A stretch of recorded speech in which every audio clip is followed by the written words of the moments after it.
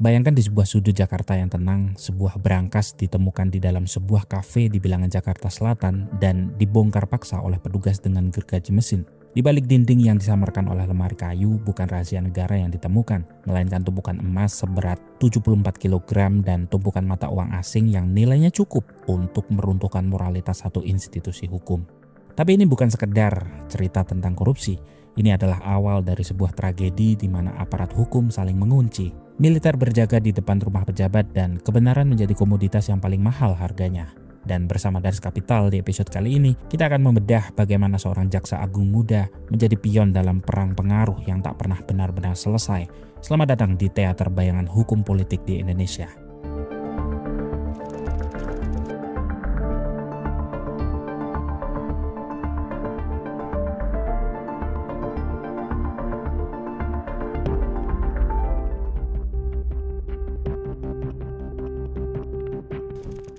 Semuanya dimulai dari Cipete, di sebuah kafe di Jalan Cipete Raya, nomor 63, Jakarta Selatan. Tempat itu menjadi saksi bisu di mana tim gabungan Direktorat Reserse Kriminal Khusus Polda Metro Jaya bersama Kortas Tipikor Bareskrim Polri memutuskan untuk menabrak batas yang selama ini dianggap suci. Selama hampir 12 jam, tim gabungan tersebut membuka paksa dua berangkas yang tersembunyi di balik dinding kayu. Namun yang mereka temukan di dalam kafe itu hanyalah awal dari sebuah rangkaian peristiwa yang jauh lebih besar. Di saat yang bersamaan di kediaman Febri Adriansah di Keramat Pela, sebuah pemandangan ganjil tersaji. Anggota TNI berseragam lengkap berjaga ketat di depan rumah. Secara formal, pihak militer berdalih ini adalah implementasi dari Perpres nomor 66 tahun 2025 mengenai perlindungan jaksa. Sebuah mekanisme administratif yang tampak prosedural, namun secara politis ini adalah pesan yang tajam dan tak terbantahkan. Ketika aparat penegak hukum harus berlindung di balik bayang-bayang senapan dan seragam militer, kita tidak lagi sedang melihat proses hukum yang normal, kita sedang menyaksikan sebuah anomali.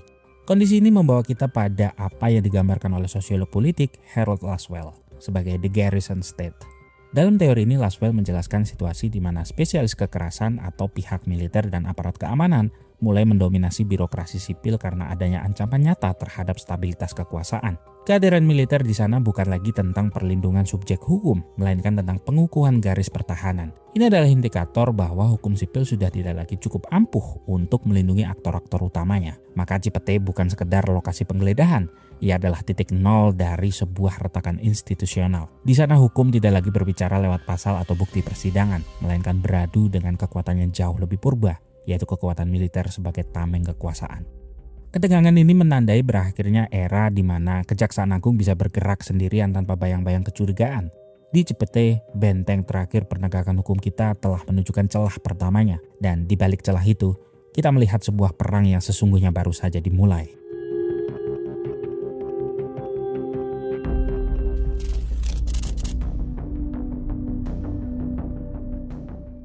Jika Cipete adalah titik awal pembukaan kotak Pandora, maka Sentul adalah tempat di mana ilusi integritas akhirnya menemui ajalnya. Di kawasan Parahyangan Golf 2, Sentul, Kabupaten Bogor, penyidik Polri tidak sekedar mencari dokumen. Mereka menemukan sebuah bank rahasia yang tersimpan di balik berangkas terkunci. 7 koper dan tas besar dikeluarkan dari rumah pribadi Febri Adriansah, bukan berisi arsip perkara, melainkan emas batangan seberat 74 kg dan tumpukan mata uang asing yang jika dikonversi nilainya mencapai 476 miliar rupiah.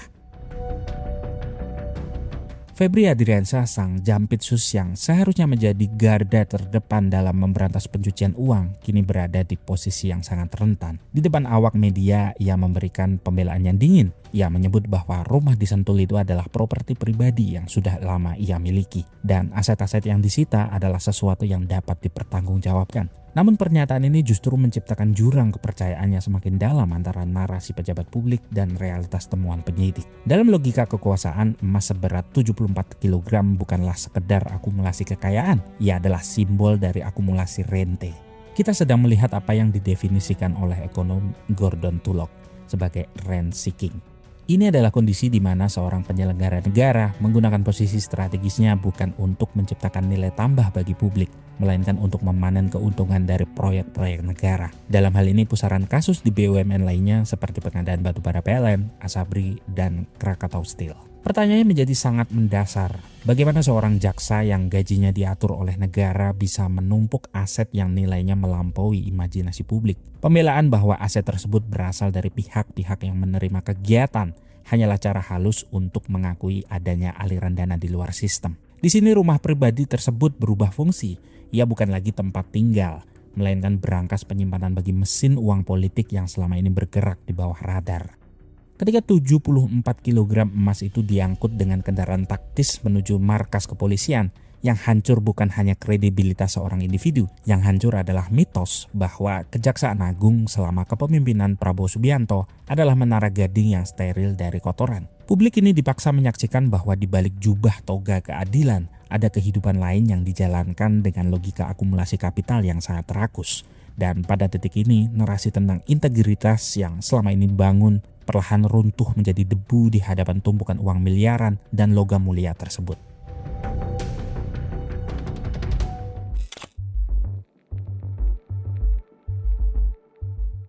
Di tengah badai yang menerpa gedung Adiaksa, sebuah panggung baru dibuka. Setelah emas-emas dari Sentul disita, Febri Adriansah akhirnya duduk di kursi pemeriksaan sebagai tersangka. Namun ini bukan pemeriksaan biasa. Di sampingnya duduk sosok yang identik dengan sorotan kamera dan sensasi publik, yaitu Hotman Paris Hutapea.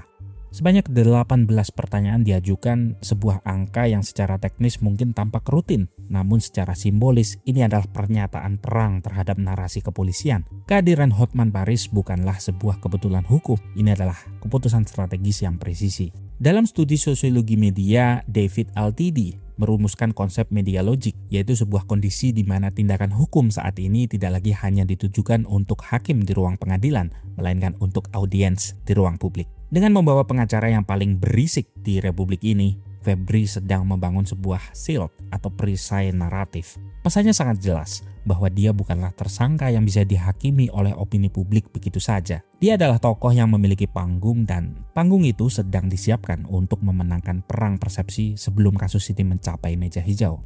Kejaksaan Agung yang terjepit melihat langkah ini sebagai satu-satunya jalan keluar untuk menghindari kehancuran total. Mereka meminjam karisma Hotman untuk menetralkan dampak dari temuan emas 74 kg yang sudah terlanjur membusuk di ruang publik. Ini adalah sebuah teater, sebuah sandiwara di mana proses hukum diubah menjadi konten yang dikonsumsi, didebatkan, dan akhirnya dikaburkan. Bagi penonton, kehadiran Hotman Paris Hutapea mungkin memberikan kesan bahwa ada pembelaan hukum yang tangguh. Namun bagi pengamat politik yang kritis, ini adalah pertanda bahwa kasus ini telah kehilangan esensi hukumnya. Ketika seorang pejabat tinggi harus menggunakan jasa selebritas untuk menjawab 18 pertanyaan penyidik, itu bukan lagi tentang mencari kebenaran material, itu adalah tentang memenangkan pertarungan citra.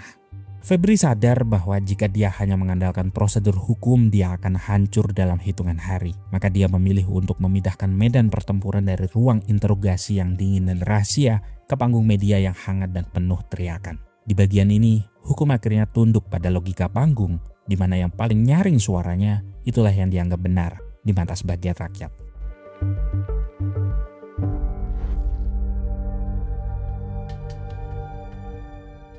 Di balik tembok tinggi Kejaksaan Agung, kepanikan kini bekerja dengan ritme yang mematikan. Kita menyaksikan sebuah tontonan absurd yang jarang terjadi dalam sejarah penegakan hukum di negeri ini, yaitu status hukum seorang pejabat tinggi yang diralat bak komoditas yang bisa ditawar-tawar.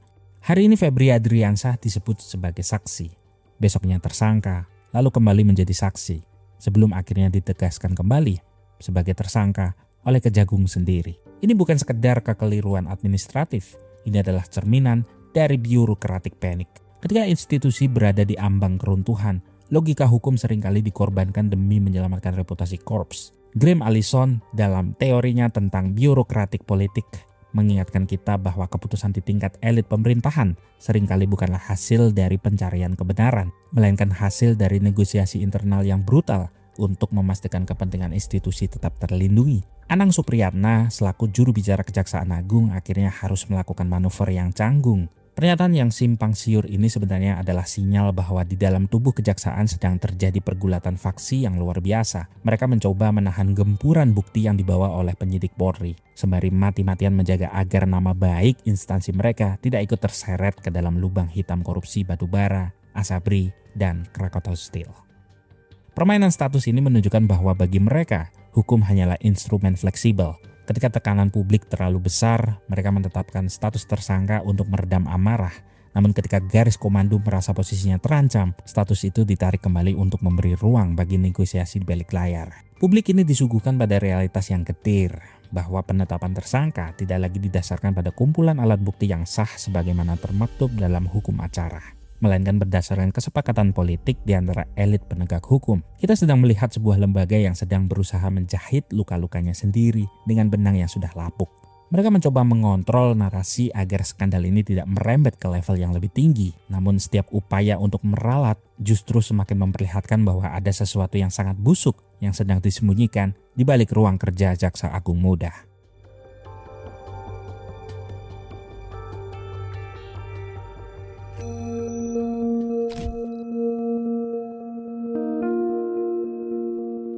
Perang ini tidak lagi terbatas pada berangkas emas di Cipete atau ruang periksa yang didampingi pengacara selebritas.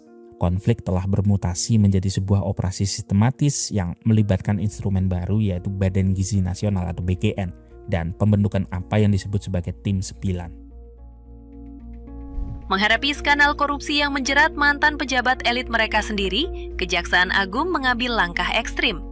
Sebuah tim khusus resmi diluncurkan untuk mengambil alih kasus sang mantan Jampitsus, Febri Ardiansah, disebut dengan Tim 9. Untuk meredam kecurigaan publik atas potensi konflik kepentingan, Kejagung sengaja menarik para jaksa dari luar lingkungan Jampitsus. Tugas berat ini diserahkan kepada para jaksa senior bintang 5 yang mayoritas merupakan alumni Komisi Pemberantasan Korupsi. Nama-nama besar dengan reputasi dingin sebagai eksekutor kasus kakap kini turun gunung. Sebut saja Agus Salim, Kepala Kejati Sulawesi Selatan yang pernah mengungkap kasus Wisma Atlet di KPK. Lalu ada Muhibudin, Kepala Kejati Sumatera Utara, serta Catarina Mulyana Girsang, mantan Kepala Biro Hukum KPK yang kini menjabat Kepala Pusat Pemulihan Asep Kejagung. Nama lainnya adalah Riono, sosok di balik terungkapnya korupsi simulator SIM. Kemudian Agus Sahat yang dikenal publik saat mengawal kasus penganiayaan David Ozora. Hadir pula Iren Putri, jaksa penuntut umum kasus EKTP yang sempat membawa Setia Novanto ke kursi pesakitan. Formasi ini dilengkapi oleh 3 jaksa senior lainnya, yakni Renaldi, Z Tadung Aloh, dan Hari Wibowo, yang masing-masing memiliki rekam jejak panjang di dunia penegakan hukum dari tingkat daerah hingga pusat. Di balik layar terjadi sebuah dinamika yang diistilahkan sebagai The Silent Purge atau pembersihan sunyi, sebagaimana dijelaskan oleh Robert Conquest dalam analisisnya tentang dinamika kekuasaan. Pembersihan sistematis seringkali dilakukan bukan untuk menumpas korupsi, melainkan untuk menyingkirkan elemen-elemen yang dianggap sebagai beban atau ancaman bagi stabilitas rezim yang sedang bertransisi. Kasus makan bergizi gratis atau MBG menjadi bensin yang disiramkan ke dalam api yang sudah menyala. Ketika kejaksaan mulai menyisir pelaksanaan proyek di lapangan, termasuk di unit-unit yang dikelola oleh Polri, ini bukan sekedar pengawasan administratif, ini adalah serangan balik yang presisi. Polisi yang terdesak membalas melalui kasus Febri, dan kejaksaan merespon dengan membongkar dapur-dapur MBG yang melibatkan personal kepolisian. Ini adalah pertarungan mata ganti mata. Di tengah kecamuk tersebut, pembentukan Tim 9 oleh Kejagung yang berisikan jaksa-jaksa ex-KPK muncul ke permukaan. Di atas kertas, narasi yang dijual adalah tentang kredibilitas dan keahlian untuk menuntaskan perkara. Namun mari kita bersikap skeptis. Apakah ini tim elit yang dibentuk untuk menegakkan keadilan atau justru tim pembersih yang dirancang untuk memastikan bahwa Febri Ardiansah tetap berada dalam kendali? Dalam perspektif birokratik politik, pembentukan tim khusus seringkali merupakan manuver untuk mengambil alih kendali atas aliran informasi. Dengan menempatkan orang-orang tertentu dalam tim ini, Kejagung memastikan bahwa setiap temuan yang berpotensi meledak bisa disterilkan sebelum sampai ke telinga publik. Nama-nama yang mulai berkembang di kasus BGN yang disebut Febri mencapai 47 nama menjadi kartu as yang sangat berbahaya.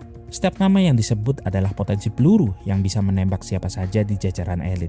Tim 9 kini bukan lagi sekedar tim hukum, mereka adalah penjaga gerbang yang memastikan bahwa krisis ini tetap berada di dalam koridor yang aman bagi institusi. Pembersihan internal sedang berlangsung, namun yang dibersihkan bukan hanya perilaku koruptif, melainkan jejak-jejak yang bisa menyeret seluruh sistem ke jurang kehancuran. Di bagian ini kita menyaksikan bagaimana sebuah lembaga menggunakan jargon transparansi menjadi kedok untuk menyembunyikan realitas bahwa mereka sedang melakukan operasi penyelamatan diri di tengah perang antar korps yang semakin brutal.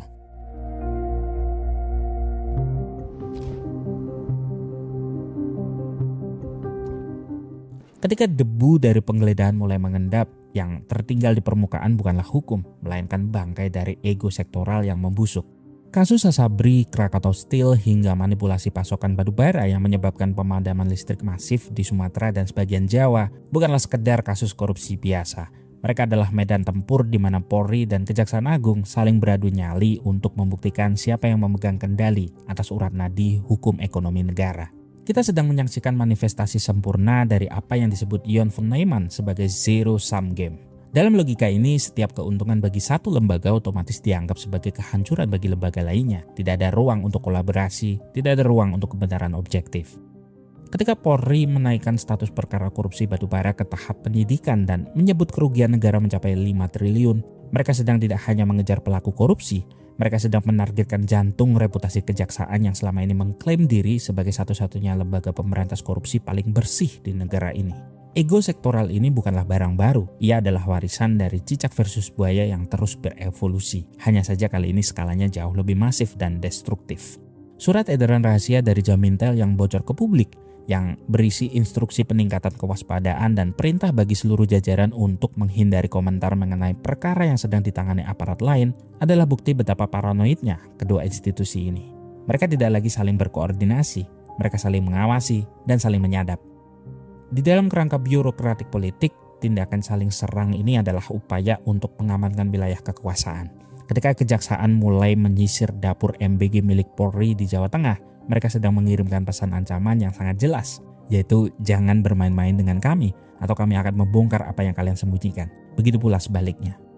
Perang ini bukanlah tentang siapa yang lebih taat hukum, tetapi tentang siapa yang lebih dulu berhasil menghancurkan kredibilitas lawan agar bisa menduduki posisi sebagai pemegang otoritas tunggal di era transisi kekuasaan ini.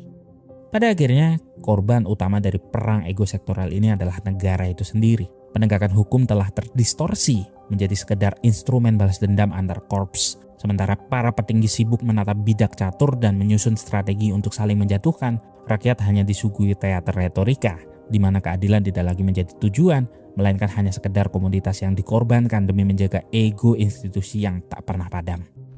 Saya dengan Pak Kapolri, teman-teman jangan berpikir kami ini rival, kami ini adalah versus, tidak. Jadi kami sejak dulu kami sudah mengenal secara pribadi beliau dan juga berpikir karena ada hal-hal sesuatu kemarin, ini adalah silaturahmi yang biasa kami lakukan. Dan kami selalu berpikir bagaimana perbaikan ke depan lagi. Kemitraan yang ada, sinergitas yang ada akan terus kita perkuat dan kita tingkatkan. Kejaksaan dan kepolisian adalah keluarga besar dan kita akan terus menjaga agar keluarga besar ini terus terjaga soliditas dan sinergitas yang ada. Di penghujung tragedi ini kita sampai pada pertanyaan yang menggantung di udara publik. Mengapa Febri Adriansyah masih bebas? Mengapa meski sudah ditetapkan sebagai tersangka, sang mantan Jampitsus ini tidak ditahan, sementara rekan-rekan lainnya seperti Don Rito sudah mendekam di balik jeruji besi? Jawabannya bukan terletak pada pasal hukum, melainkan pada teori black box dalam struktur kekuasaan. Febri bukanlah sekedar tersangka, dia adalah kotak hitam yang menyimpan rekaman seluruh dosa sistemik. Selama menjabat sebagai Jampitsus, dia memegang kendali atas penyelidikan kasus-kasus mega korupsi, mulai dari Jiwasraya, Asabri, hingga pengadaan batubara PLN senilai triliunan rupiah.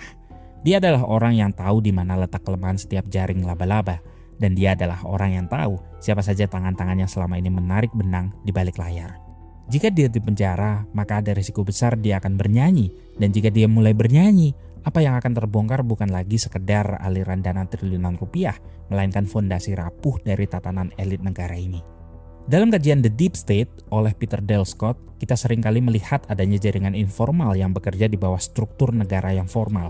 Mereka memiliki kemampuan untuk memastikan bahwa orang-orang tertentu dijaga agar tetap diam, sementara yang lain dikorbankan sebagai tumbal. Febri Adriansyah adalah pion yang terlalu berharga untuk dijatuhkan, namun juga terlalu berbahaya untuk dibiarkan bergerak bebas. Dia ditahan dalam status tersangka yang menggantung, sebuah status yang melumpuhkannya secara politik tanpa harus benar-benar menghancurkannya secara hukum. Negara dalam krisis ini telah memilih jalan yang paling pragmatis, membiarkan masalah ini membusuk perlahan, berharap ingatan publik akan tumpul seiring berjalannya waktu. Tidak ada penyelesaian yang tuntas, tidak ada keadilan yang hakiki, yang ada hanyalah kesepakatan diam-diam antar elit untuk menutup skandal ini dengan rapi. Kita mungkin bisa menutup episode ini dengan sebuah realitas yang dingin, meski kelanjutan kasusnya masih akan terus berjalan. Tugas kita sekarang mengawal kasus ini agar on the track dalam penanganan sampai keputusan akhir sang pengadil nanti. Febri Adriansyah mungkin akan tetap menjadi tersangka tanpa pernah benar-benar diadili, dan perseteruan antar lembaga mungkin akan mereda hanya untuk menunggu konflik baru yang lebih besar. Pada akhirnya, penegakan hukum di negeri ini bukan tentang menciptakan rasa adil, melainkan tentang mengelola krisis agar kekuasaan tetap bertahan. Seperti dalam permainan catur yang dipaksakan untuk remis, pion-pion telah dikorbankan, namun sang raja tetap aman di singgasananya. Dan bagi kita, penonton dari teater bayang-bayang ini, satu-satunya yang tersisa hanyalah kesadaran bahwa hukum di negeri ini bukanlah benteng pelindung, melainkan sekedar tirai yang menutup wajah asli dari mereka yang berkuasa.